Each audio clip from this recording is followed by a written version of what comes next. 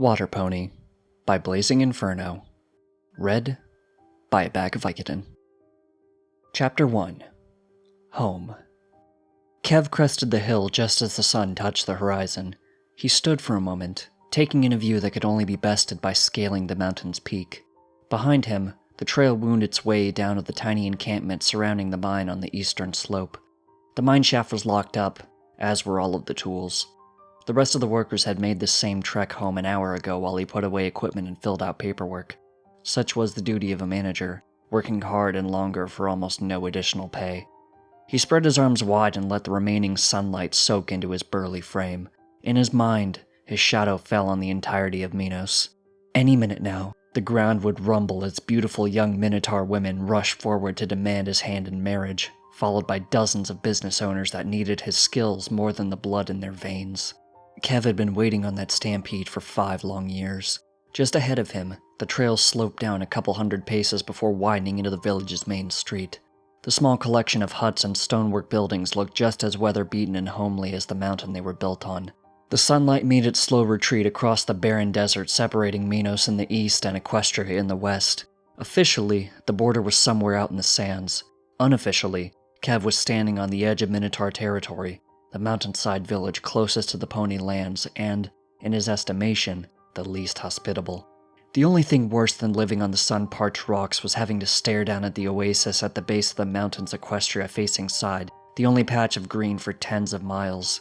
Even at this distance, Kev could see neat rows of crops and tiny moving specks that could only be the goats tending them.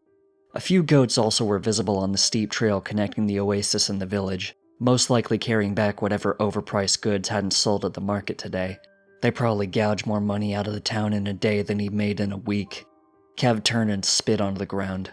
Money-grubbing, grass-eating. Then he remembered who he was standing next to. He knelt by a small pile of boulders and touched his forehead with 2 fingers. "Hey, Jarek. Come sunrise tomorrow, it'll be a whole year since you fell down that mine shaft. Crazy, huh? Dana's doing alright, considering she's stuck living with her big brother."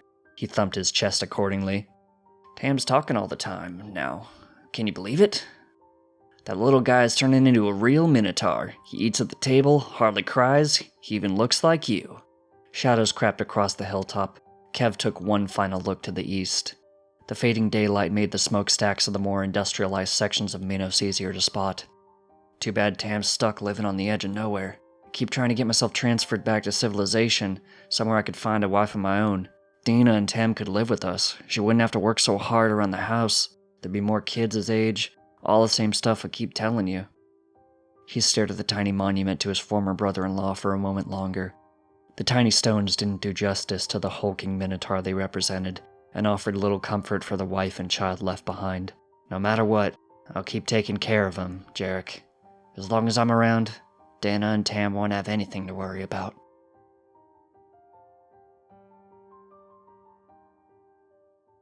Kev sunk his teeth into a cooked chicken leg. Juice ran down his neck as he savored the taste. "Where'd you find meat this good, Dana?" Dana was seated across from him at the table, picking at the other drumstick. She was half a head shorter than him, but every bit as strong.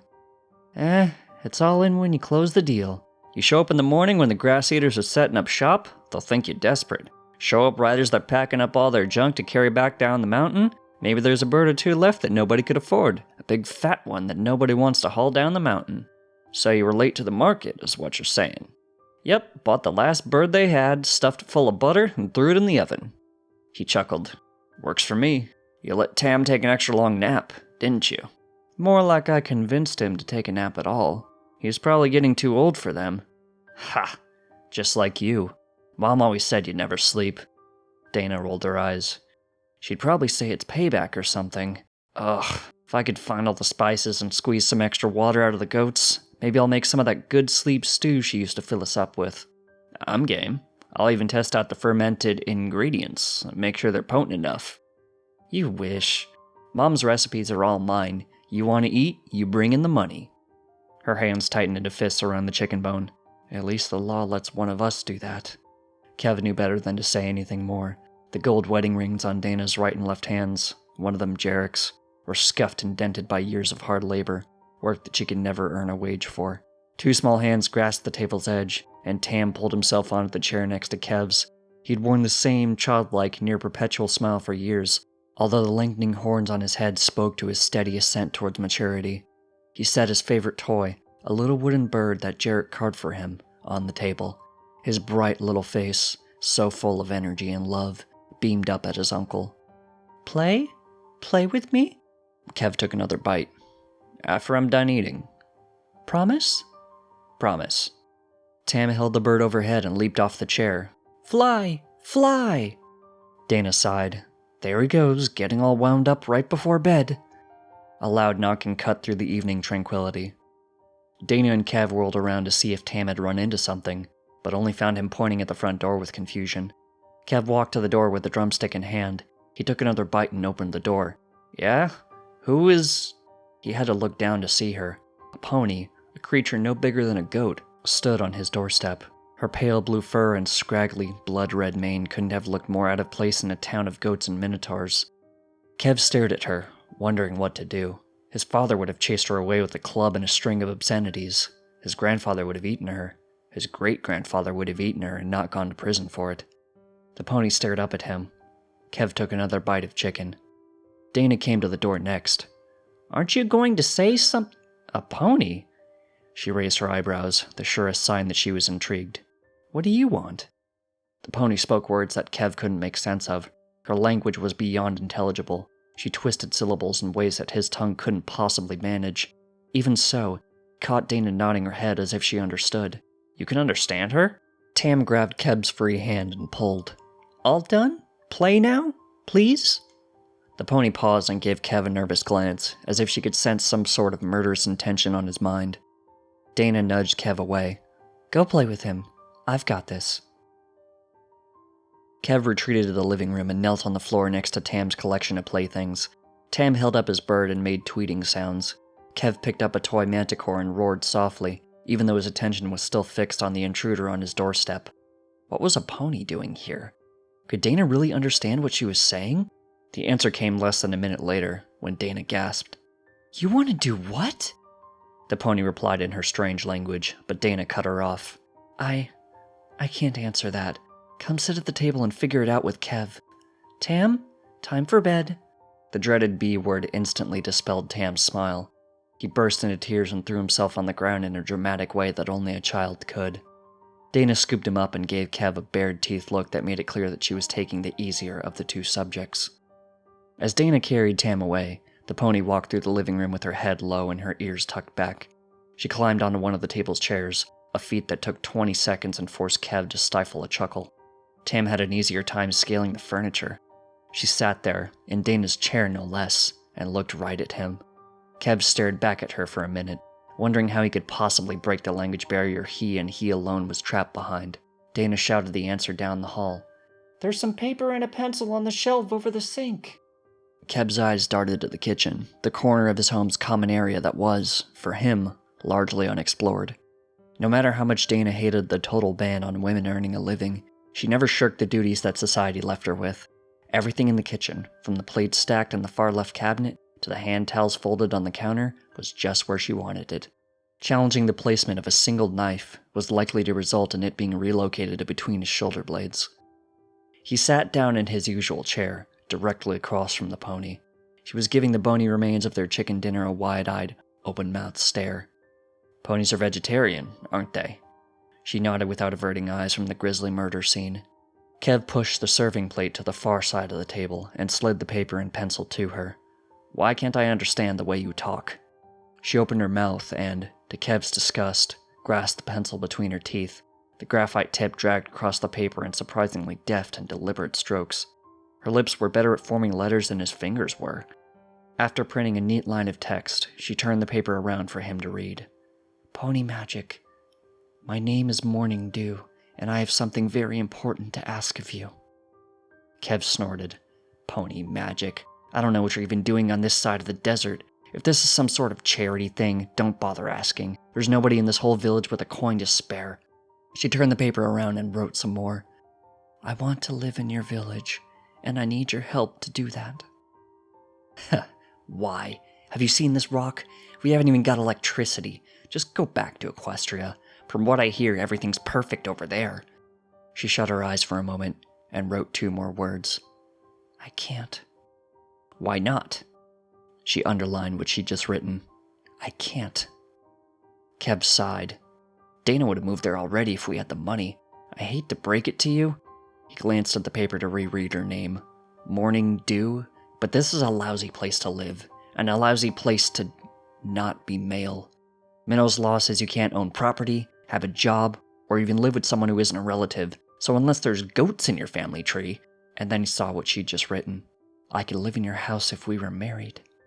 He reread that last word several times before staring her down. She looked away and slid back in her chair. Is that a joke? She shook her head. Look at me! Her eyes slowly met his. In them he saw more fear than even her quivering frame could possibly convey. Maybe she thought he really was going to eat her. She took up the pencil again and wrote a new, shaking line of text. Marriage is the only way I could live here. I can't go back to Equestria, and I don't want to starve on the streets. Who says you'd be better off in my house? I don't need another mouth to feed, especially not a freeloading pony. Her next line of text wasn't as shaky, even with Kev's gaze boring into her. I'm not asking for a handout. I know the goats sell you your water, and that it isn't cheap. I could hike down to the oasis every day and bring back enough water for all of us. That would more than offset the cost of my food. If you let me live with you, I would save you money.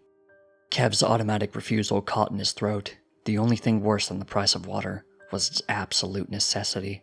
The trail to the oasis was far too steep for wagons, or even walking on 2 legs while carrying a heavy load. The goat stranglehold on the market was unshakable, except perhaps by a pony earning her keep. A smile crept onto his lips. He could almost see the money piling up, money that the goats would never get their grubby hooves on. He could buy better food, he could buy Tam better toys, he could even save up enough to buy a house somewhere in civilization. Life could get better in almost every possible way. Then he looked across the table. The table of all that prosperity was sitting right there, and it was a steep one. What would his coworkers say? What would Dana's friends say? How could he marry a 4-legged creature he'd just met who couldn't even talk to him, let alone give him kids of his own? His stomach churned just thinking about it. He shut his eyes and pointed to the door. Go. The pencil started moving again, but he shook his head. Go. Just go. Everything was silent for a moment, and then he heard the pony slide off the chair. He opened an eye and watched her leave just as she'd arrived, head low and ears tucked back. Dana came running down the hall just as the pony reached the door. Judging by the faint crying coming from her bedroom, she'd cut story time short tonight. She grasped the doorknob and stared at Kev. Wait, don't just throw her out. Kev sighed. Dana, just let her go. Did she actually tell you what she wanted? She wants me to... Yes, and I think you should. He stood and stormed over. What? This is more than wrong. It's sick. Dana's fiery gaze met his own. What if it was me and Tam? It's not. It's a pony. She could suck it up and go back to Equestria. Morning Dew shivered. Dana growled. She said she can't. Would you want me and Tam out there on the street? If you don't take her in, she'll starve, get eaten, or... maybe even end up with a goat. Besides, look at her. I've seen her. Dana sighed. Just look, okay? Kev rolled his eyes and looked down at their guest. Morning Dew was standing by the door, staring at the ground. Dana put a hand on his shoulder. Just pretend you're looking at a minotaur. Does she look sad to you? Yeah, but... Dana's grip on him tightened. Wrong. Look at her. Really look at her. Fine. Kev knelt down, partly to escape Dana's grasp, and scrutinized Morning Dew as best he could. Pretend she's a minotaur. Pretend she's me, Dana said. Morning Dew glanced up at him briefly, and then returned her gaze to the floor. In that instant, Kev saw it. Dana was right. Morning Dew didn't look sad. He just condemned her to face the night on her own and likely not survive the week, and she'd walk to the door of her own accord. She didn't protest. She didn't cry. She didn't even look surprised. She wore the same frown now as when he'd first laid eyes on her. Dana spoke in a much softer voice. What do you see? Fine. She doesn't just look sad. She looks... broken. She looks like nothing good has happened to her in a really long time. She looks like you did right after Jarek died. Now think about what she's asking. No matter how horrible a husband she thinks you'll make, she's doing it to get away from something worse. Please don't throw her out. Kev sighed. This still feels sick, but... Morning Dew gasped. She looked at him with eyebrows and ears raised up high. Kev nodded. You want to live in my house? You live by my rules. When you're not hauling water up the mountain, you're helping Dana. When you're not helping Dana, you're staying out of my way. You're not even sleeping in the same room as me. The law says either of us can end the marriage at any time, and I will if I don't like any part of it. She nodded repeatedly. Kev glared at her and held up a fist. And if you ever hurt Tam, you're dead. She took a small step back, but nodded once again. We'll go to the magistrate tomorrow before I go to work. We'll leave at sunrise. Don't sleep in. For the briefest of moments, Morning Dew smiled.